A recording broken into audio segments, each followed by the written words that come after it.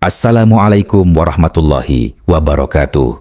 Salam sejahtera untuk kita semua.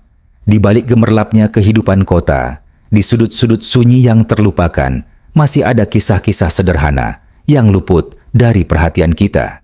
Kisah tentang mereka yang berjuang untuk sekadar bertahan hidup di tengah kerasnya dunia yang kadang tak berpihak pada yang lemah. Hari ini, kita akan menyaksikan sebuah cerita yang menggugah hati tentang seorang nenek renta yang terpaksa mencuri karena perutnya yang kosong, dan tentang bagaimana secercah keadilan datang dari seseorang yang tak pernah ia kenal.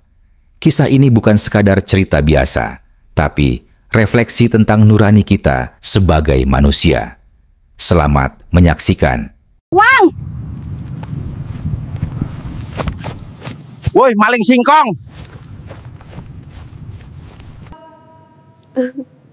Apakah benar nenek mencuri singkong? Di sudut kota yang tak pernah dicatat dalam peta kemewahan, hidup seorang perempuan tua bernama Mbah Sri. Usianya telah melewati 7 dekade, namun hidupnya tetap saja digulung oleh kesulitan yang tak berujung. Rambutnya memutih sepenuhnya, kulitnya keriput seperti daun tua yang mengering di ujung musim. Hidupnya seolah hanya tersisa napas yang terengah-engah menunggu akhir. Pagi itu, langit kota berwarna kelabu, menambah muram suasana yang sudah berat. Di sebuah lorong sempit yang berlumut, Mbah Sri melangkah perlahan dengan kantong kain yang telah robek di beberapa sudutnya. Tangannya yang kurus gemetar memungut sisa-sisa sayuran yang terjatuh di selokan pasar. Namun hari itu, nasib tak berpihak padanya. Tak ada pedagang yang menyisakan apapun. Para pembeli pun berlalu tanpa menoleh ke arah perempuan tua itu. Bagi mereka, keberadaan Mbah Sri hanyalah bayangan samar yang tak perlu diperhatikan. Perutnya mulai perih. Sejak kemarin, belum ada sebutir nasi pun yang singgah di lambungnya. Sementara, kakinya semakin lemah menopang tubuh ringkihnya. Ia tahu bahwa menunggu belas kasih orang lain hanya akan berujung pada kekecewaan. Maka, di sisa tenaganya, ia memutuskan berjalan ke arah kebun singkong yang terletak tak jauh dari pasar.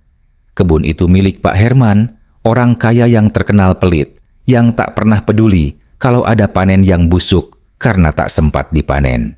Dengan hati-hati, Mbah Sri masuk ke sela-sela tanaman singkong. Tangan tuanya mulai mencabut satu demi satu batang yang bisa ia bawa pulang. Bukan untuk dijual, hanya sekadar dimasak agar bisa bertahan hidup hari ini. Namun, takdir berkata lain. Seorang penjaga kebun yang bertugas menjaga lahan itu melihatnya. Dengan suara keras, penjaga itu berteriak sambil berlari ke arahnya. Mbah Sri terkejut, tubuhnya refleks mundur, tetapi keseimbangannya hilang, membuatnya terjatuh di antara batang-batang singkong. Sebelum sempat bangkit, tangan penjaga itu sudah mencengkeram lengannya dengan kasar. "Berani-beraninya kamu mencuri di sini, Nek," bentak sang penjaga, tanpa sedikit pun memberi kesempatan Mbah Sri untuk menjelaskan. Dalam hitungan menit, Mbah Sri sudah dibawa ke pos keamanan terdekat, lalu diteruskan ke kantor polisi. Di sana, ia duduk terdiam di bangku kayu yang dingin dan berdebu. Kepalanya tertunduk dalam rasa malu yang dalam. Bukan hanya karena tindakannya, tapi karena semua ini terjadi hanya karena ia ingin bertahan hidup. Suasana kantor polisi itu pun terasa dingin, bukan hanya karena udara, tapi juga karena sikap para petugas yang memandangnya dengan tatapan curiga. Tak ada yang bertanya kenapa ia melakukannya. Yang mereka lihat hanya seorang pencuri kecil yang layak dihukum. Di luar sana, hari mulai gelap. Kota tetap sibuk dengan hiruk-pikuknya, tak menyadari ada satu nyawa renta yang sedang terjebak dalam keputusasaan. Hari berganti, dan ruang dingin kantor polisi menjadi saksi bisu atas nasib malang seorang nenek renta yang hanya berusaha bertahan hidup. Mbah Sri duduk di sana berjam-jam, tanpa ada yang peduli menanyakan apakah ia lapar atau sekadar ingin minum. Tubuh tuanya kian lemas, tetapi hatinya tetap berusaha kuat, meski rasa malu dan takut menggerogoti setiap sudut jiwanya. Beberapa petugas bergantian menginterogasinya dengan suara keras, seolah ia pelaku kejahatan besar. Mereka tak peduli dengan keriput di wajahnya atau gemetar tangannya yang menahan lapar. "Ngaku saja, Nek. Berapa kali kamu mencuri di tempat lain?" bentak salah satu petugas dengan nada merendahkan. Mbah Sri hanya diam, bukan karena keras kepala, melainkan karena ia tak punya jawaban lain selain kebenaran yang begitu sederhana. Ia lapar. Namun kebenaran semacam itu seringkali dianggap alasan yang dibuat-buat oleh mereka yang memegang kekuasaan. Setelah pemeriksaan singkat yang dipenuhi prasangka, berkasnya langsung diproses. Tidak ada upaya mediasi, tidak ada keadilan yang mempertimbangkan keadaan. Dalam sistem yang dingin ini, angka-angka di atas kertas lebih berharga daripada kisah hidup seseorang. Hari berikutnya, Mbah Sri dibawa ke pengadilan. Di sana, di hadapan hakim yang tak pernah melihatnya sebelumnya, ia berdiri seperti pesakitan besar. Tak ada pembela, tak ada saksi yang meringankan, hanya dakwaan yang dibacakan dengan cepat seperti membaca berita usang. Melakukan pencurian di kebun milik orang lain dengan bukti berupa singkong sejumlah 3 batang. Maka dengan itu, terdakwa dijatuhi hukuman denda sebesar 2 juta rupiah atau kurungan selama 2 bulan penjara. Kalimat itu mengiris hati Mbah Sri lebih dalam daripada rasa lapar yang menggerogoti tubuhnya. 2 juta rupiah adalah angka yang bahkan tak mampu ia bayangkan, apalagi bayar. Dan penjara tempat itu seperti bayangan gelap yang tak pernah ia pikirkan akan menjadi tempat beristirahatnya di usia senja. Ia tak menangis, matanya sudah kehabisan air mata sejak lama. Ia hanya menunduk, menerima putusan itu, seperti menerima nasib buruk yang telah lama menunggunya di ujung jalan hidupnya. Saat ia dibawa keluar dari ruang sidang dengan tangan terborgol pelan, beberapa orang yang menyaksikan hanya menatap tanpa empati. Kamera wartawan lokal memotret tanpa ampun, menjadikannya headline berita hari itu. Seorang nenek ditangkap karena mencuri singkong, dihukum denda dan penjara. Tak ada yang peduli alasan mengapa ia melakukannya. Yang penting bagi dunia luar adalah sensasi berita yang viral, bukan keadilan yang tertunda. Hari itu langit mendung, seolah ikut bersedih atas nasib seseorang yang seharusnya dirangkul, bukan dihukum. Hari-hari pertama di balik jeruji besi adalah cobaan yang lebih berat daripada apapun yang pernah Mbah Sri alami dalam hidupnya. Sel-sel sempit yang dingin itu tak mengenal belas kasihan, seperti dunia luar yang juga telah lama melupakannya. Dinding-dinding penjara yang kusam seolah mengejek kelemahan tubuh renta yang kini terkurung di dalamnya. Di antara para tahanan lain yang jauh lebih muda dan kuat, Mbah Sri hanyalah bayangan samar yang mudah diabaikan. Tak ada yang peduli padanya. Bahkan para sipir pun hanya melewati selnya tanpa menoleh, seolah ia bukan manusia, hanya sekedar angka dalam daftar tahanan harian. Setiap pagi, ia dipaksa bangun dengan sirine keras yang membangunkan seluruh penjara.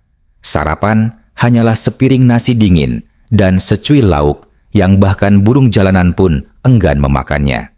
Namun baginya, itu sudah lebih dari cukup untuk bertahan hidup sehari lagi. Waktu berjalan lambat di balik jeruji. Siang yang panas membuat tubuhnya semakin lemah. Malam yang dingin menusuk sampai ke tulang. Tak jarang ia terbatuk-batuk di sudut selnya, menahan rasa sakit yang mulai menjalar karena usia dan kurangnya perawatan. Namun, semua itu tak membuat siapapun tergerak untuk membantunya. Ia hanya bisa memeluk dirinya sendiri di sudut sel yang gelap, berdoa agar esok masih ada kesempatan untuk bertahan hidup. Namun, dunia luar tak sepenuhnya diam. Di tengah hiruk-pikuk berita yang terus berputar tanpa henti, kasus Mbah Sri perlahan-lahan menyebar. Awalnya hanya menjadi bahan berita singkat di media lokal, tapi lambat laun menjadi viral di media sosial. Banyak netizen yang mulai mempertanyakan, mengapa seorang nenek renta yang mencuri karena kelaparan harus dihukum begitu berat? Di mana hati nurani hukum, di mana keadilan bagi mereka yang miskin. Di antara ribuan orang yang membaca kisah itu, seorang pria terpaku pada layar tabletnya. Dia adalah Jenderal Prasetyo, seorang perwira tinggi polisi yang selama ini dikenal tegas namun berhati lembut terhadap rakyat kecil. Matanya tajam menelusuri isi berita itu. Semakin ia membaca, semakin hatinya bergetar. Baginya, hukum memang harus ditegakkan, tapi keadilan tidak boleh kehilangan nuraninya. Ia tahu ada sesuatu yang salah dalam kasus ini. Tanpa banyak kata, Jenderal Prasetyo segera memerintahkan ajudannya untuk mengatur kunjungan rahasia ke penjara tempat Mbah Sri ditahan. Bukan sebagai seorang atasan yang memeriksa bawahannya, tetapi sebagai manusia yang ingin memastikan bahwa tidak ada lagi jiwa-jiwa lemah yang terinjak dalam sistem hukum yang kejam. Sementara itu, di dalam selnya, Mbah Sri masih duduk terdiam, menunggu hari berikutnya dengan harapan yang semakin pudar. Ia tidak tahu bahwa di luar sana, seseorang sedang berjalan menuju kehidupannya, membawa secercah cahaya yang mungkin bisa mengubah segalanya. Hari itu, langit pagi masih mendung ketika iring-iringan mobil hitam berhenti di depan gerbang penjara kecil di pinggiran kota. Jenderal Prasetyo turun tanpa banyak protokol. Pakaian dinasnya rapi, wajahnya tegas, namun ada sorot mata lembut yang terpancar di balik ketegasan itu. Para petugas penjara yang biasanya cuek mendadak berdiri tegak memberi hormat, terkejut oleh kedatangan seorang jenderal tinggi yang jarang mau repot-repot mengunjungi tempat sekecil ini. Namun, Prasetyo tak peduli pada penghormatan itu. Ia langsung meminta petugas menunjukkan sel tempat Mbah Sri ditahan. Beberapa perwira mendampingi di belakang, namun langkah Prasetyo tetap tenang, seperti seseorang yang tahu pasti apa yang sedang ia cari. Lorong-lorong sempit itu sunyi. Cahaya lampu neon redup membuat suasana terasa dingin. Akhirnya, mereka tiba di sebuah sel yang sederhana. Di dalamnya, duduk seorang nenek tua yang tubuhnya tampak semakin kecil di balik bayangan dinding. Mbah Sri dengan wajah tertunduk, bahkan tidak menyadari ada seseorang yang memperhatikannya dari balik jeruji. Jenderal Prasetyo berdiri di depan sel itu, memandang lama. Dalam diam, ia melihat bukan hanya tubuh renta yang tersisa, tapi juga kisah hidup yang telah lama diabaikan banyak orang. Ia menarik napas pelan, lalu membuka mulutnya dengan suara yang tenang namun dalam. "Siapa namamu, Nek?" tanyanya lembut, memecah keheningan yang selama ini membelenggu ruangan itu. Mbah Sri perlahan mengangkat wajahnya. Mata tuanya yang buram menatap samar, sosok gagah di hadapannya. Ia tak tahu siapa orang itu, tapi nada suaranya membuat dada Mbah Sri sedikit lebih hangat. Dengan suara pelan, ia menjawab, "Sri, Pak." "Mbah Sri." Prasetyo mengangguk. "Kenapa Mbah sampai di sini?" Mbah Sri terdiam sejenak. Lalu dengan lirih ia berkata, "Saya lapar, Pak. Tidak ada yang bisa saya makan. Saya ambil singkong, hanya itu." Suaranya nyaris tak terdengar, seperti bisikan angin yang lelah. Di balik kalimat sederhana itu, Prasetyo bisa merasakan betapa keras hidup telah mempermainkan perempuan tua ini. Ia tak menemukan niat jahat, apalagi kerakusan. Yang ia temukan hanyalah manusia yang mencoba bertahan hidup di tengah dunia yang tak adil. Tanpa berkata banyak, Prasetyo menoleh ke petugas yang mendampinginya. "Nenek ini tidak seharusnya ada di sini. Ini bukan keadilan, ini penghinaan terhadap kemanusiaan," katanya tegas. Ia memerintahkan tim hukumnya untuk segera meninjau ulang kasus ini, membatalkan denda yang tak masuk akal, dan memproses pembebasan Mbah Sri secepat mungkin. Petugas yang mendengar itu hanya bisa tertunduk, merasa malu bahwa mereka telah mengabaikan sesuatu yang begitu jelas, kemanusiaan. Sebelum pergi, Prasetyo kembali memandang Mbah Sri. "Kamu tidak sendiri lagi, Nek. Mulai hari ini, hidupmu tidak akan seperti kemarin." Untuk pertama kalinya setelah sekian lama, bibir Mbah Sri sedikit bergetar membentuk senyuman kecil. Senyuman yang bukan karena ia sudah bahagia, tapi karena untuk pertama kalinya ada seseorang yang melihat dirinya sebagai manusia. Di luar penjara, langit perlahan mulai cerah, seolah memberi isyarat bahwa hari-hari kelam itu akan segera berganti. Keesokan harinya, Jenderal Prasetyo tak tinggal diam. Ia langsung menggelar rapat tertutup dengan sejumlah pejabat hukum dan kepolisian setempat. Di ruangan itu, suara Prasetyo menggelegar, bukan sekadar suara seorang atasan, tapi suara seorang manusia yang tak tahan melihat keadilan diinjak-injak oleh aturan kaku. Apakah hukum kita sudah sebuta ini hingga tidak mampu membedakan mana pencuri karena tamak dan mana yang mencuri karena lapar? Kalimat itu membungkam ruangan. Tak sedikit yang mencoba berdalih, berlindung di balik pasal-pasal hukum yang dingin dan hitam putih. Namun, Prasetyo tahu, hukum yang hanya membaca teks tanpa memahami konteks hanyalah alat penindas, bukan pelindung rakyat. Ia memerintahkan agar kasus Mbah Sri ditinjau ulang dengan segera. Sidang khusus pun diadakan, kali ini di bawah pengawasan langsung dari jenderal itu sendiri. Di hadapan meja hijau yang biasanya menjadi tempat putusan tanpa hati nurani, kini terdengar suara-suara baru yang mempertanyakan keadilan sesungguhnya. Sementara itu, berita tentang nenek tua yang kelaparan dan dihukum karena mencuri singkong telah menyebar luas. Media sosial dipenuhi komentar masyarakat yang terpecah. Ada yang menghujat keras sistem hukum yang dianggap kejam, namun tak sedikit pula yang sinis mengatakan bahwa hukum harus ditegakkan tanpa pandang bulu, apapun alasannya.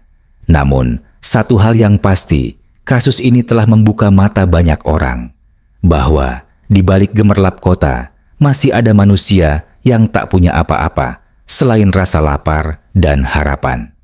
Di penjara, Mbah Sri belum tahu apa-apa. Ia masih menjalani hari-harinya seperti biasa, tak berani berharap terlalu tinggi.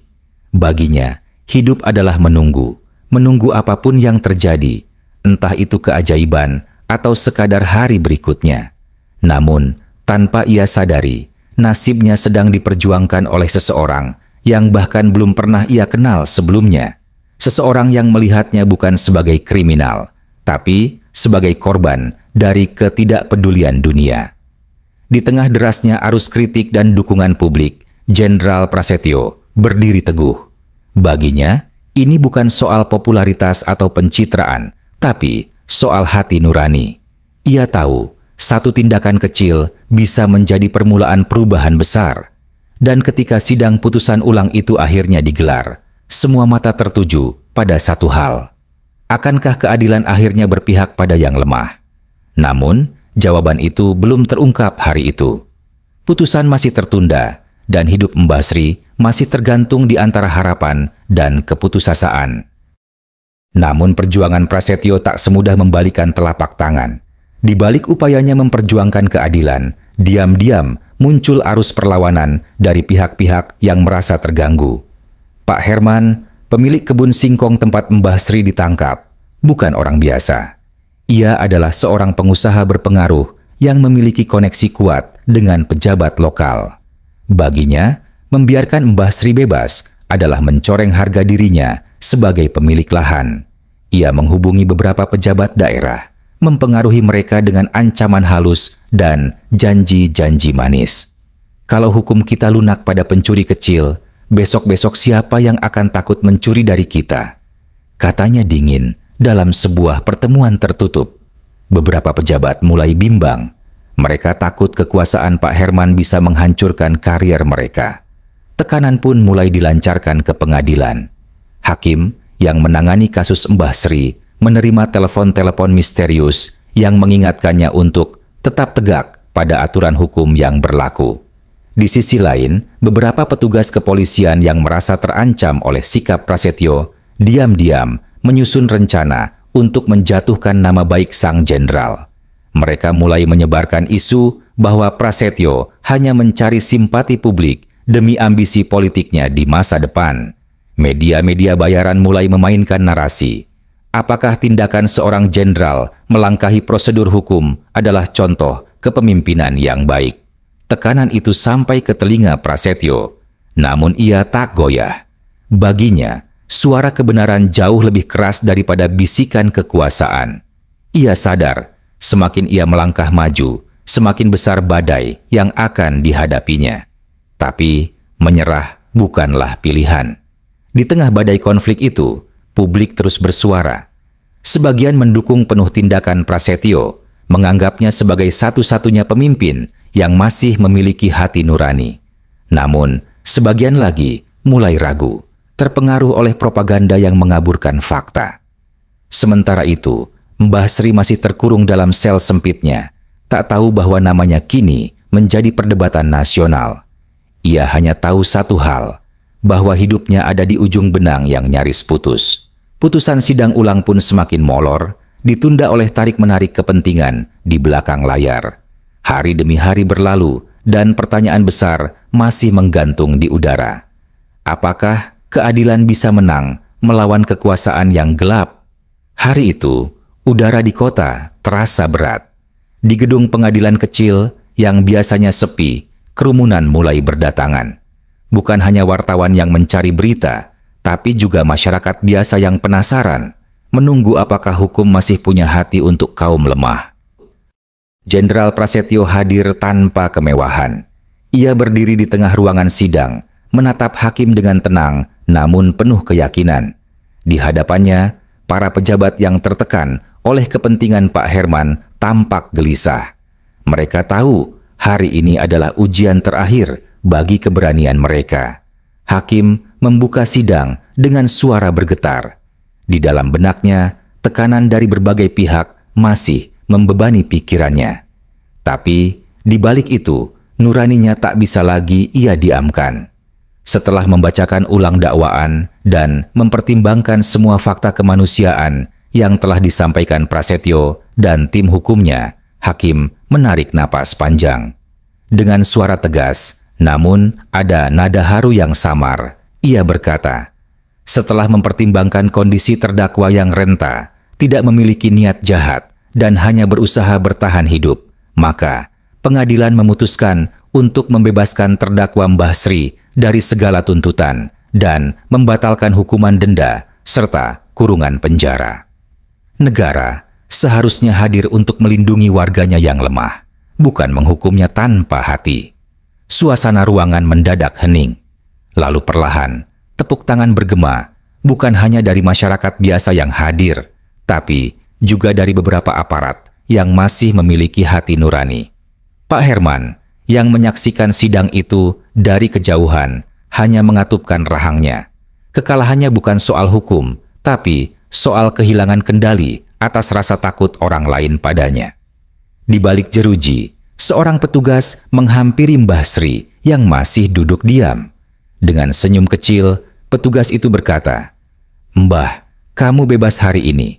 Mbah Sri hanya bisa menatap bingung, seolah tak percaya bahwa penderitaannya akhirnya menemukan ujung.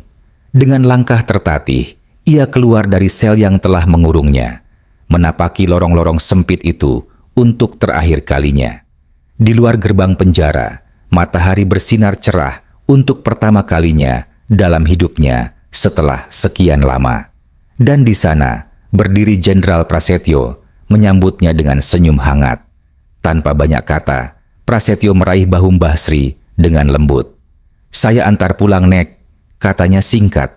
Perjalanan mereka berdua menyusuri kota menjadi momen yang tak pernah dilupakan banyak orang. Foto-foto mereka viral di media sosial. Seorang jenderal tinggi berjalan berdampingan dengan nenek tua sederhana, simbol bahwa kemanusiaan masih hidup di tengah dunia yang keras. Dan bagi Mbah Sri, hidupnya memang masih berat, namun kini ia tahu bahwa di dunia ini masih ada orang yang melihatnya sebagai manusia.